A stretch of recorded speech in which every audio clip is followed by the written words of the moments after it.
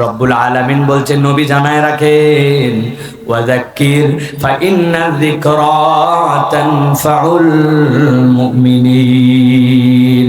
ও আমার হাবিব, আপনাকে আমি আল্লাহর পক্ষ থেকে জানাতে বললাম, ওয়াযাক্কির, আপনি কোরআনের বার্তা জানান, কোরআনের জিকির মানুষের কাছে ছড়ায় দেন। আমি আল্লাহ গ্যারান্টার হলাম, ফাইন্না যিকরা তানফাউল মুমিনিন। ইমানদারের জীবনে যত ধরনের কল্যাণ লাগবে, ইমানদারের জীবনে যত ধরনের উপকার লাগবে, আমি আল্লাহ বললাম এই জিকিরের মধ্যে আমি রব্বুল আমিন সবগুলা ঢুকায় রাখছি। আল্লাহু আকবার। গভীর মনোযোগে মুখস্থ করেন।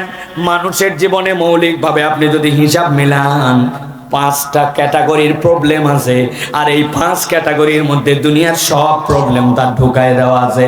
1 নম্বর তার প্রবলেম হচ্ছে ব্যক্তিগত সমস্যা, 2 নম্বর তার সমস্যা হচ্ছে পারিবারিক সমস্যা, 3 নম্বর তার সমস্যা হচ্ছে কামাই রুজি সংক্রান্ত সমস্যা, 4 নম্বর তার সমস্যা শারীরিক সুস্থতা বা অসুস্থতার সমস্যা, 5 নম্বর সমস্যা হচ্ছে দুনিয়াতে তার নিরাপত্তার সমস্যা। আপনি দুনিয়াতে যত সমস্যা খুঁজতে যান, আপনি এই 5টার মধ্যে সবগুলা খুঁজে পাবেন। একজন মুরব্বী এখানে বলতে পারে, হুজুর আমার যে খালি মাথা ব্যথা করে, আপনি যে সমস্যার কথা বললেন না, কই? আমি তো প্রথমেই বলছি একটা সমস্যা হচ্ছে ব্যক্তিগত, আর আপনার ওই মাথা ব্যথা তো আপনার ব্যক্তিগত সমস্যা, ঠিক না? ভালো করে বোঝেন, ঠান্ডা মাথায় এই 5টা জিনিস আবার চিন্তা করবেন আপনি। আপনার যাবতীয় সমস্যাগুলা এর মধ্যে। আল্লাহ বলতেছেন, ফাযাক্কির ফাইন্না যিকরা তানফাউল মুমিনিন। আমি আল্লাহ তানফাউ শব্দটাকে আম করে রাখলাম, তুমি খাস বানায়ো না। আমি খাস বানাইছি, কোরআনের 1 অক্ষর পড়লে 10টা সওয়াব হয়, 10টা সওয়াব তো হয়, আল্লাহ 700 গুণ পর্যন্ত বাড়াতে পারেন। কিন্তু আল্লাহ বলছেন নবী জানায় রাখেন, ফাযাক্কির ফাইন্না যিকরা তানফাউল মুমিনিন। ওই বান্দার জন্য আমি আল্লাহ গ্যারান্টার হলাম, তার জীবনে যত সমস্যা সবগুলো আমি রব্বুল আমিন কোরআনের মধ্যে ঢুকায় রাখছি। সুবহানাল্লাহ। চলেন 2 নম্বর আয়াতে যাই। এবার আল্লাহ বলছেন, এবার নবী আপনি জানান আমি দুনিয়াতে মানুষকে সৃষ্টি করলাম কেন? ওই যে আপনাদের থানার থেকে আসছিলেন, ওই ভদ্রলোক একটুখানি আপনাদের কাছে বলে গেছেন। আল্লাহ বলছেন, ওয়ামা খালাকতুল জিন্না ওয়াল ইনসা ইল্লা লিয়াবুদুন। আল্লাহ বলছেন, দুনিয়ার মানুষ ভালো করে জেনে নাও, দুনিয়াতে যত মানুষ আর যত জিন আমি সৃষ্টি করেছি, আমি আল্লাহ বললাম কেবলমাত্র আমার ইবাদতের জন্য সৃষ্টি করেছি। তাহলে আপনাকে চিৎকার করে বলতে হবে, আল্লাহ রাব্বুল আমিন জিন আর ইনসানকে কার ইবাদতের জন্য সৃষ্টি করেছেন? জানে না কে এই কথা? সবাই জানি আমরা, কিন্তু এই জায়গায় আকীদাতে আমাদের একটা গন্ডগোল আছে। কি গন্ডগোল? ভালো করে হিসাব মিলান। আমাদের মধ্যে অনেকের ধারণা আমরা ইবাদত বন্দেগী করলে আল্লাহর বোধহয় লাভ হয়, আল্লাহর বোধহয় ইজ্জত বাড়ে, এই জন্য আমাকে ইবাদত করা লাগে। আহলে সুন্নাত ওয়াল জামাতের আকীদা শুনে নেন। আহলে সুন্নাত ওয়াল জামাতের আকীদা, দুনিয়ার সব মানুষ যদি আল্লাহর ইবাদতে নিমজ্জিত হয়ে যায়, রব্বুল আলামিনের এক চুলো ইজ্জত বাড়ে না। আর দুনিয়ার সব মানুষ যদি আল্লাহর ইবাদত বাদ দিয়ে দেয়, আল্লাহ রব্বুল আলামিনের এক চুলো ইজ্জতের কমে না। কেননা রব্বুল আলামিন নিজেই আল্লাহ রব্বুল আলামিন স্বয়ং সম্পূর্ণ, ঠিক না? তাহলে আল্লাহ তারপরেও কি বলেছেন? আল্লাহ বলছেন, ওয়ামা খালাকতুল জিন্না ওয়াল ইনসা ইল্লা লিয়াবুদুন। আমি জিন আর ইনসানকে আমার ইবাদতের জন্য সৃষ্টি করলাম।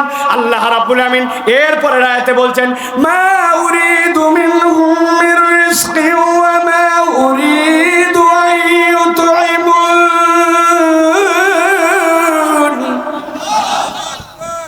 আল্লাহ বলছেন, দুনিয়ার মানুষ জেনে রাখো, আমি আল্লাহ তোমাদের কাছে বলে রাখলাম, মা উরিদু মিনহুম মির রিজকিন, আমি আমার বান্দার কাছে কোনো রিজিক চাই না।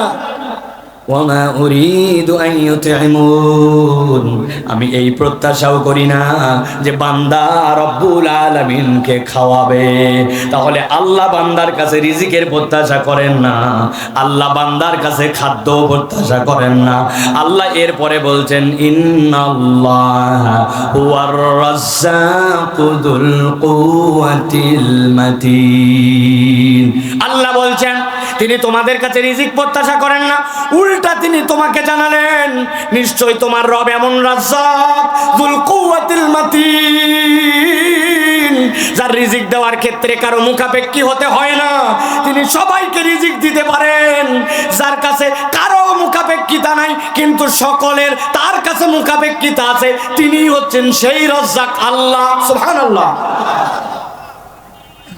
আপনি এখন চিন্তা করছেন ঠিকই আছে তো হুজুর, আল্লাহ তো আমার রাজ্জাক, তবে কত দূর পর্যন্ত রাজ্জাক? আল্লাহর দয়ায় হুজুর আলহামদুলিল্লাহ আমার কোনো ভাতের টেনশন নাই, আমার কোনো বাজারের টেনশন নাই, আল্লাহর দয়ায় মানুষের কাছে আমার হাত পাতা লাগে না হুজুর, আমার খাওয়া পড়া নিয়ে আল্লাহর রহমতে আমার কোনো চিন্তা নাই। আপনি যদি মনে করেন রব্বুল আলামিন আপনার খাওয়া আর আপনার এই যে রিজিকের যেটাকে আপনি ভক্ষণ করা এই টেনশন দূর করে দিয়েছেন, এই জন্য রব্বুল আলামিন রাজ্জাক, আমি আপনাকে দ্ব্যর্থহীন কণ্ঠে চ্যালেঞ্জ দিয়ে বলতে চাই, এই বুঝ নিয়ে যদি আপনি আল্লাহর রাজ্জাকের বুঝ মনে করেন কমপ্লিট, তাহলে কেবলমাত্র আল্লাহর রাজ্জাকের আপনি 10% বুঝেছেন, 90% রব্বুল আলামিন কেমন রাজ্জাক এই বিষয়ে আপনার আমার কোনো ধারণাই তাহলে নাই। রব্বুল আলামিন কেমন রাজ্জাক আমি আপনাকে জিজ্ঞাসা করব, উত্তর দেন। বাংলাদেশের রাজধানীর নাম কি? যারা বললেন না তারা জানেন না। বাংলাদেশের রাজধানীর নাম কি? ভারতের রাজধানীর নাম কি? এই যে আপনি বলেছেন বাংলাদেশের রাজধানী ঢাকা আর ভারতের রাজধানী দিল্লি, এই কথাটা যে আপনি বলতে পেরেছেন এইটা আল্লাহর দেওয়া একটা রিজিক। কেমনে? আসার সময় দেখি আপনাদের শ্যামনগর ওই যে পার হয়ে আসতেছে, ওই জায়গায় একটা চত্বর আছে, ওই চত্বরের মধ্যে দেখি একজন ভদ্রলোক বুক ফুলায় দাঁড়ায়া সিগন্যাল মারতেছে,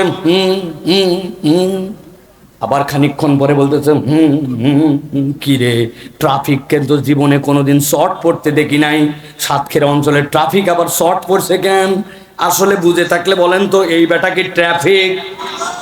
আপনার মতোই আমার মতোই নাক আছে, হাত আছে, কান আছে, চোখ আছে, সব আছে, কিন্তু মোড়ের মধ্যে দাঁড়ায়া অর্ধ উলঙ্গ হয়ে গাড়ি অটোমেটিক সিগন্যাল দিচ্ছে, বগলের নিচে একটা লাঠি রেখে দিছে। ওই লোকটাকে মানুষজন এত হাত পা চোখ কান থাকার পরেও মানুষ বলে না, ওই লোকটাকে মানুষ না বলে কি বলে ডাকে? তাহলে ওই পাগলকে যদি জিজ্ঞাসা করেন বাংলাদেশের রাজধানী কি আর ভারতের রাজধানী কি, ওর কাছে রাজধানী কি জিনিস আর ঢাকায় কি জিনিস আর দিল্লি কি জিনিস, ওর উত্তর দেওয়ার ক্ষমতা নাই।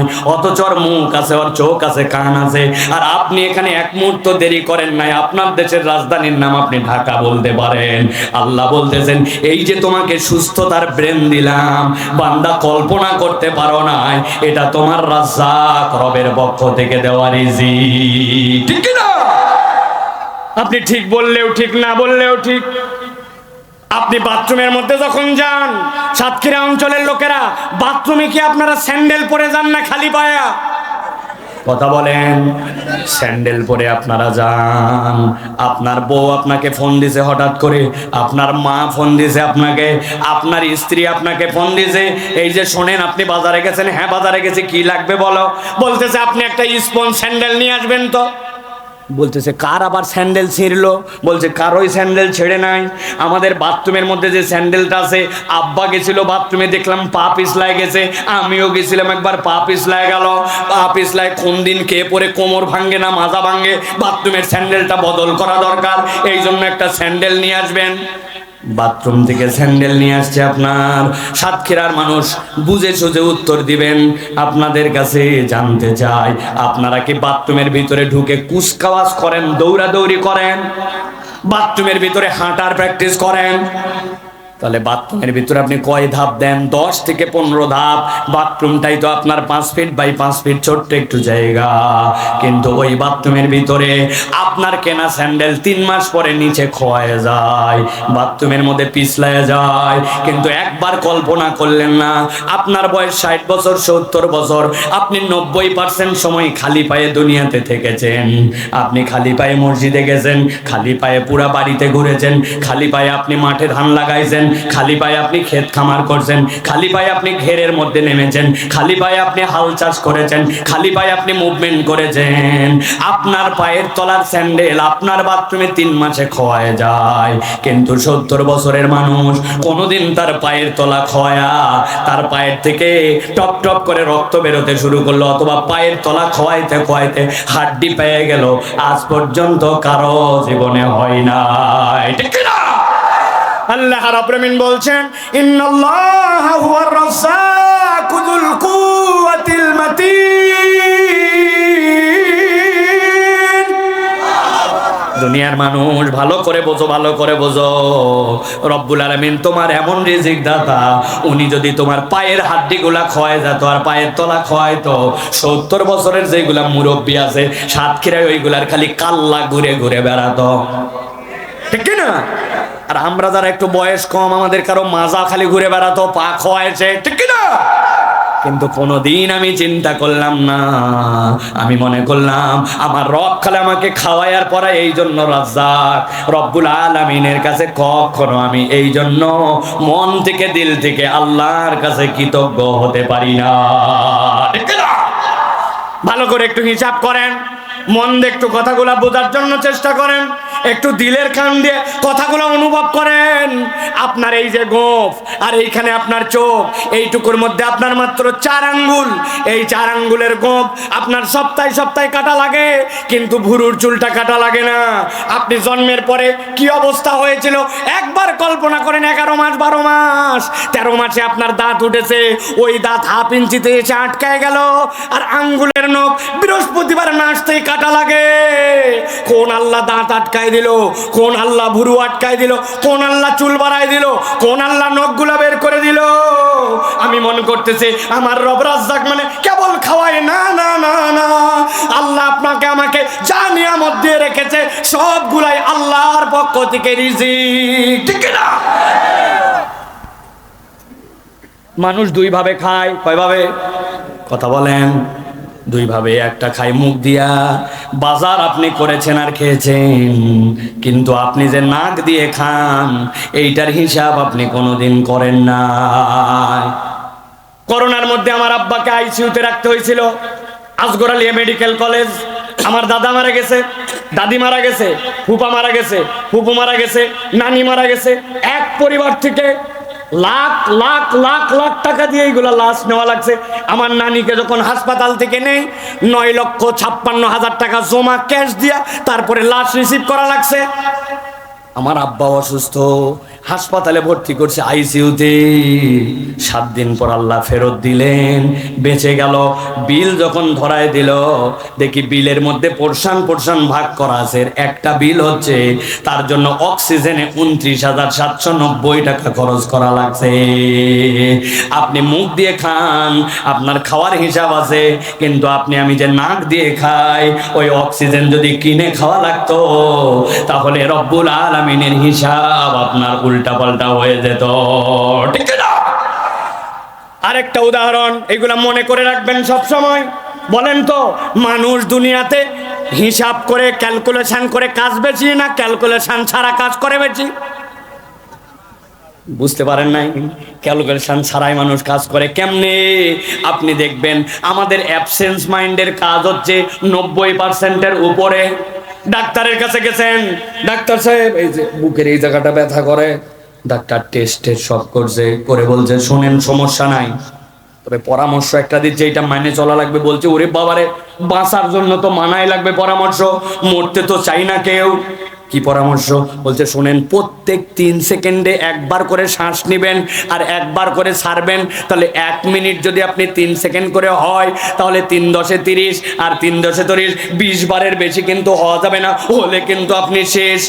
যদি দুনিয়ায় এই তরিকায় আপনাকে শ্বাস নেওয়া আর জীবন বাঁচানোর কথা আপনাকে বলে দিত, আপনি 1 2 3 4 5 6 6 7 8 এইরকম করে আপনি নিঃশ্বাস নিতে নিতেই বেশি লাগতো না, 10 মিনিটের মধ্যে আপনার জীবন শেষ। কোন আল্লাহ অটোমেটিক আপনাকে ব্রিদিং ঠিক রাখায়া আপনাকে আমাকে হায়াতে রাখতেছে। আল্লাহ বলতেছেন তিনি তোমার জন্য রাজ্জাক, তিনি তোমার খালিক, তিনি তোমার জন্য আল্লাহ।